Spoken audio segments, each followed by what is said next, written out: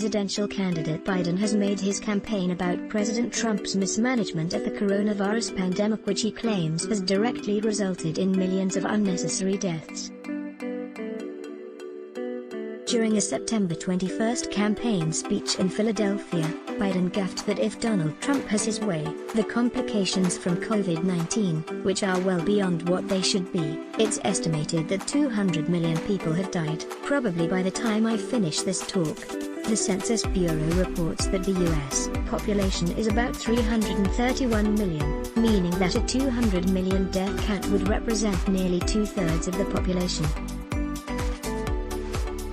The former vice president obviously hasn't been paying attention to events outside his basement bunker in ripping President Trump's COVID-19 response as a life and death betrayal of the American people, as he did on September 9 while speaking to a sparse group of United Auto Workers in a Warren, Michigan, parking lot. Worse, Biden accused Trump of failing to do his job on purpose, saying he knowingly and willingly lied as the virus ripped through our nation. Biden's recent blast was based upon so-called revelations in a new Bob Woodward book, Rage, claiming that very early on, Trump had intentionally minimized dangers the virus represented. The fact that the president admittedly wanted to avoid national panic was hardly news to anyone who has been following Trump's public statements from the earliest get-go on the matter. Nor should there be any possible dispute that the president took risks of those deadly dangers seriously enough to take very bold and timely responsive actions that directly contradict Biden's delusional Me Too representations of key issues and events, travel bans on China and Europe, during a January 31 Iowa campaign event. Incidentally, on the same day the Senate voted on the production of additional documents in President Trump's impeachment circus, Biden criticized the China travel ban, stating, "This is no time for Donald Trump's record of hysteria and xenophobia." Then on April 3, Biden's deputy campaign manager Kate Bedingfield told CNN that Joe Biden supports travel bans that are guided by medical experts, advocated by public health officials, and backed by a full strategy. Science supported this ban, therefore he did, too. But wait a moment. Let's first roll back the clock to January 14 to re-examine that science, when the distinguished World Health Organization, WHO, declared that preliminary investigations conducted by the Chinese authorities have found no clear evidence of human-to-human transmission of the novel coronavirus 2019 nCoV, identified in Wuhan, China. Then, after the first U.S. case was confirmed on January 22, and second 2 days later, the CDC, another distinguished scientific organization, had stated that based on what we know right now, the immediate risk to America remains low. Extremely fortunately, a month earlier,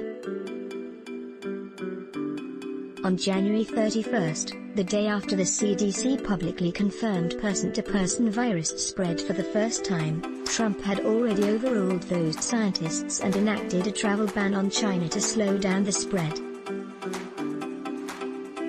On March 12, the day after the WHO finally declared coronavirus a worldwide pandemic, President Trump imposed travel restrictions on Europe. Biden had criticized the decision. Also,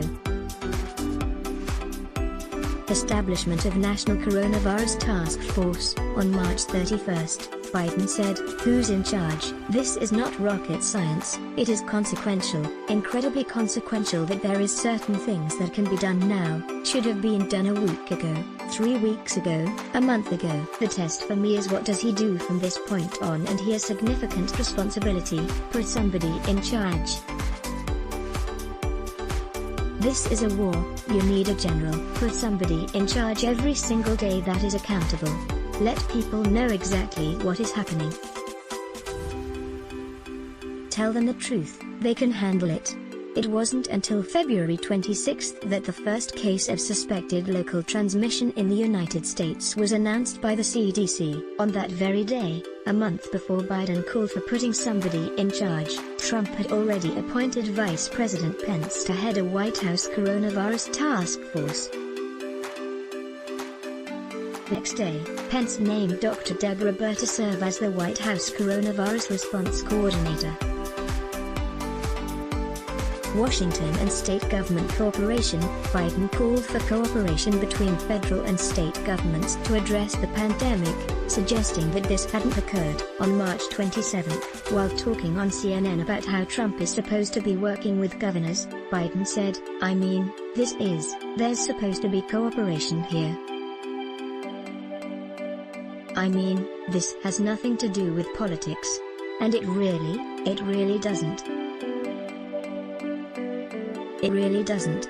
On March 15, New York Democratic Governor Andrew Cuomo said, "I often tell you when I am unhappy with the federal response to this state. The fairness dictates that kudos where kudos are due, and here the president and the vice president responded very quickly.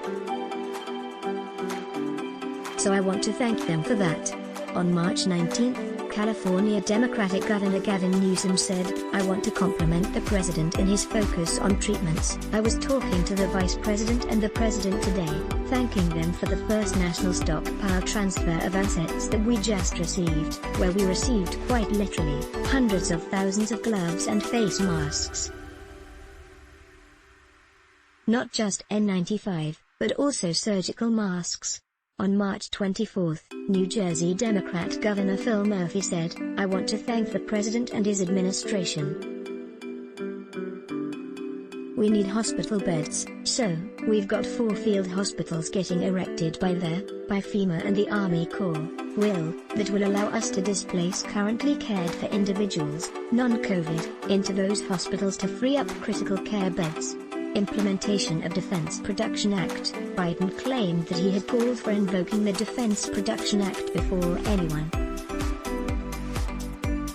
On March 18, he said Trump must prioritize and immediately increase domestic production of any critical medical equipment required to respond to this crisis, such as the production of ventilators and associated training to operate, by invoking the Defense Production Act, delegating authority to HHS and FEMA. On that same day, just prior to that statement, during a White House press briefing, Trump had announced, "We'll be invoking the Defense Production Act, just in case we need it." In other words, "I think you all know what it is, and it can do a lot of good things if we need it. We will have it all completed, signing it in just a little while. Right after I'm finished with this conference, I'll be signing it. It's prepared to go. We will be invoking the Defense Production Act." Provision of free, expedited COVID testing. During a CNN interview on March 27, 9 days after Trump signed the Family's First Coronavirus Response Act, Biden said that the cost of the test should be absolutely zero for you. He also said that the testing should be able to be available nationwide, and that should have been right from the get-go an objective of the administration. Trump had previously announced during a March 15 press conference that testing is now available in all 50 states. Meanwhile, the mainstream media continues to give presidential candidate Biden a free pass to launch chronologically and cognitively challenged attacks against the Trump administration's enormously aggressive and successful responses to the most serious pandemic the entire world has faced in the past 100 years. Many of those criticisms have belatedly called upon the president to do exactly what he had already accomplished. Giving the liberal news agencies all benefit of doubts, perhaps they tried to inform Biden when he was dozing off at the time, or maybe he has since simply forgotten. On the other hand, if so, why haven't they let the rest of us in on Trump's remarkable mega life-saving decisions and achievements as well? Larry Bell is an endowed professor of space architecture at the University of Houston, where he founded the Sasakawa International Center for Space Architecture, SICSA, and the graduate program in space architecture. Larry has written more than 700 articles for Newsmax and Forbes and is the author of several books.